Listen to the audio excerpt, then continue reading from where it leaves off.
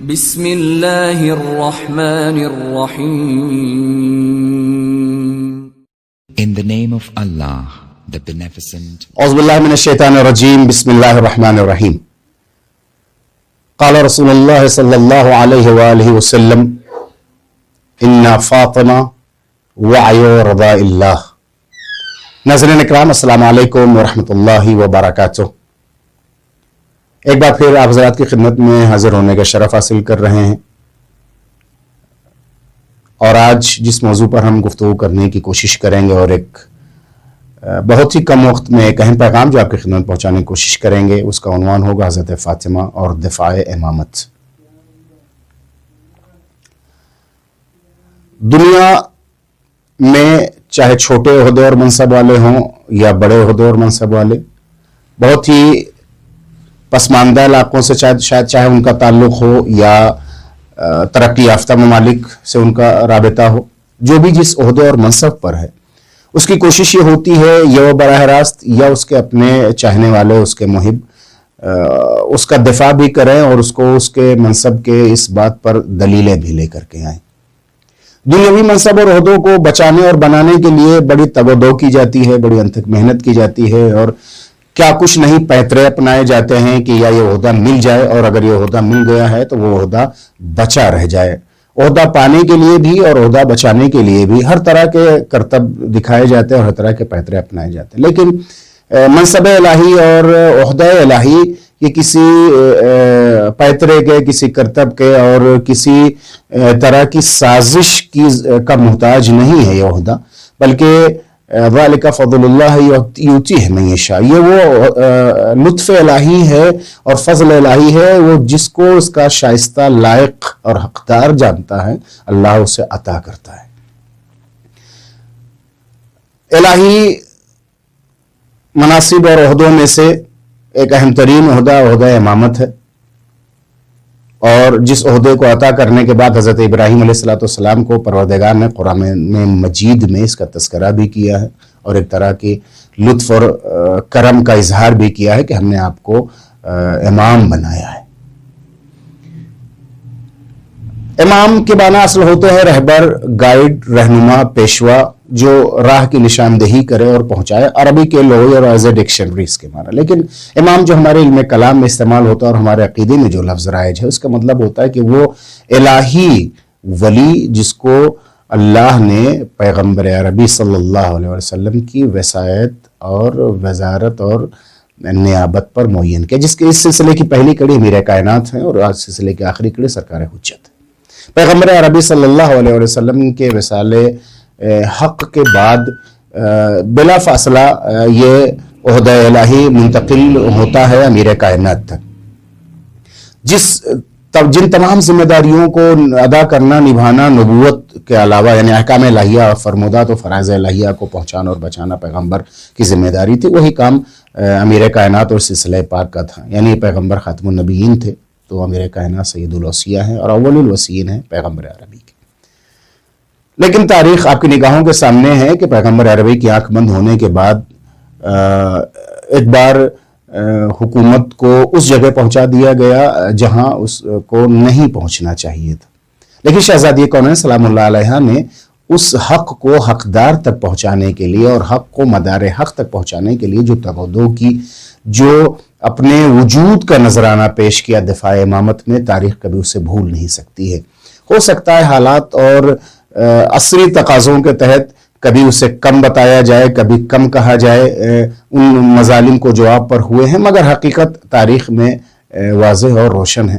جب یہ حق آپ سے دور کر دیا گیا تو شہزادی نے اس حق کو واپس لانے کے لیے کیا کچھ آپ نے جافشانی نہیں کی. جی، آپ نے شہزادی نے اس وقت اقدام بھی کیا جب تاریخ نے یہ لکھا ہے کہ آپ کی پسلیاں بھی ٹوٹ چکی تھیں، آپ کے بازو بھی زخمی تھا، اور امیر کائنات آپ کو ایک سواری پہ بیٹھا کر کے دیر رات، تاریخ نے لکھا دیر رات ایک سواری پہ بیٹھاتے تھے، اور حسنین کریمین علیہ السلام کو ساتھ لے کر کے شہزادی ایک ایک دروازے پر مدینے کے، وہ جو مشہور زمانہ لوگ تھے اس وقت کے، یا جو یہ کہا جائے سرشناس اور ایک متعارف لوگ تھے، ان کے دروازوں پہ بی بی دق الباب کرتی تھیں اور اندر سے آتی تھی، اندر آواز اگر آتی تھی کون، تو کہتی تھی میں فاطمہ بنت محمد. دروازہ کھلتا تھا, بی بی فرمائے کیا حکم ہے؟ تو جیسے آپ پوچھتی تھی کیا تم غدیر میں تھے؟ ہاں تھا. تو پھر علی کے ولایت کا اقرار و اظہار کیوں نہیں کرتے؟ تو تاریخ نے لکھا تقریباً قریب بے اتفاق اکثر کا یہ جواب ہوتا ہے یا بنت محمد کانت فلتتن, یہ ایک ایکسیڈنٹل معاملہ تھا. یعنی اب جو امیر کائنات سے جو لے لیا گیا ہے عہدے اور خلافت کو, ایک معاملہ تھا, اب ہو گیا, اب ہم کیا کریں, اور یہ کہہ کے دروازے کو بند کر لیتے تھے. ایک امید کے ساتھ پیغمبر کی بیٹی دروازوں پر جاتی تھی اور مایوس اور نا امید ہو کر کے ان دروازوں سے واپس ہوتی تھی. ان یاران و اصحاب رسول کے جواب کو سن کر کے, جن کو تاریخ نے جن کا ماضی بہت درخشاں لکھا ہے کہ کہاں کہاں نہیں شریک رہے اور کن کن مقامات پر شریک نہیں رہے. شہزادی نے دفاع کے لیے ہر اس اقدام کو اپنایا جو دفاع امامت کے لیے اس وقت ضروری تھا. بلکہ میں تاریخ کے معتبر اور معتمد حوالے سے یہ عرض کروں اور مسلمات حقیقت میں سے یہ ہے کہ دفاع امامت کا پہلا شہید جو پیش کیا ہے وہ شہزادی نے اپنا بیٹا پیش کیا حضرت محسن ابن علی علیہ السلام کو. اور آپ نے اس اقدام کو بھی اپنایا کہ مسجد میں جا کر کے جب ذمہ دار حکومت منبر پر براجمان تھا تو اس کو مخاطب کر کے آپ نے اپنے دلائل پیش کیے ہیں اور دفاع امیر کائنات میں سارے دلیلوں کو اور باتوں کو پیش کیا ہے. اور اس کے بعد مخاطب ہو کر کے وہ سامعین جو سن رہے تھے, مخاطب ایک شخص تھا, سامعین تو بہت سارے لوگ تھے. اس مسجد نبی میں تنہا حاکم وقت سے گفتگو نہیں ہو رہی تھی اور سب کا سکوت یہ بتا رہا تھا کہ اگر ایک شخص ہماری بات کو رد کر رہا ہے اور انکار کر رہا ہے تو صرف وہی نہیں بلکہ ان کا سکوت اس بات کی دلیل ہے کہ یہ سب اس میں شریک ہیں جو سامنے والا ہماری باتوں کو کاٹ رہا ہے اور ہمارے دعوے کی دلیلوں کو رد کر رہا ہے. شہزادی نے اس خطبے کے ذریعے سے ان بدوؤں کو بتایا کہ تم کون ہو, تم کیا تھے, تمہارا ماضی کیا تھا. یعنی عقیدے کے علاوہ تمہاری جسمانی کیفیت اور تمہاری زندگی کیا تھی کہ تم غار میں سوتے تھے, کھال کھاتے تھے, کھارا پانی پیتے تھے. تمہاری بدمنی یعنی تمہارا جگنا ہی گویا تمہاری نیند بن کر کے رہ گئی تھی اور قتل و غارت تمہارا مشغلہ بن گیا تھا. زندہ درگور کر دیتے تھے لڑکیوں کو, اس اندھیرے سے نکال کر کے تمہارے فکر کی انگلی کو پکڑ کے میرے باپ نے تمہیں نور وحی سے آشنا کیا اور دامن اسلام میں پناہ دی, جہاں تمہیں سونے کا سلیقہ بتایا, کھانے کا طریقہ بتایا, زندگی کو گزارنے کے اصول بتائے, سماجی اور معاشرتی قوانین اور اصول کو بتایا تاکہ تم کیسے جی سکو. اور تمام تر دلائل کے باوجود جب مسلمانوں کی عدالت سے اور اللہ کے گھر مسجد النبی سے رسول کی بیٹی مایوس واپس ہوئی تو تاریخ نے لکھا کہ پلٹتے وقت آپ نے ان کو مخاطب کر کے کہا کہ تم لے جاؤ اس زخمی ناقے کو, یہ قیامت تک زخمی رہے گا. شہزادی کی مراد یہ خلافت تھی. لے جاؤ اس زخمی ناقے کو, قیامت تک یہ زخمی رہے گا اور ہمیشہ اس سے دودھ کے بجائے تم خون دہو گے.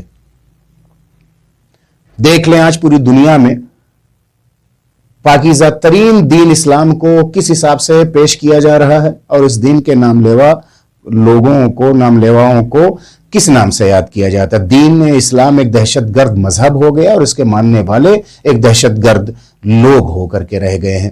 جبکہ تاریخ گواہ کے بدر سے لے کر کے کربلا تک جتنی جنگیں اسلام کے چاہنے والوں اور اسلام کے نام لیواؤں سے لڑی گئی ہے, سب پہ حملہ ہوا ہے, اسلام اور مسلمین نے دفاع کیا ہے, اٹیک نہیں کیا ہے کسی نے. تو میں نہیں جانتا کہ آخر یہ تاریخ والے اور یہ میڈیا اور سوشل میڈیا اور بکے ہوئے مورخ اور بکنے والے ذمہ داروں نے ایسا کیوں کہا کہ اسلام جو ہے تلوار کے باڑ دھار پر پھیلا ہے, جبکہ نہیں, ہم نے ہمیشہ تلوار کے باڑ کے ذریعے سے اپنے دین کا دفاع اور اپنے جان کی حفاظت کی, کسی پر اٹیک نہیں کیا. شہزادی نے جا کر کے دفاع امامت میں جو پورا خطبہ ہے وہ ایک مستقل بحث وقت نہیں کہ اس کے یہاں گفتگو کی جا سکے.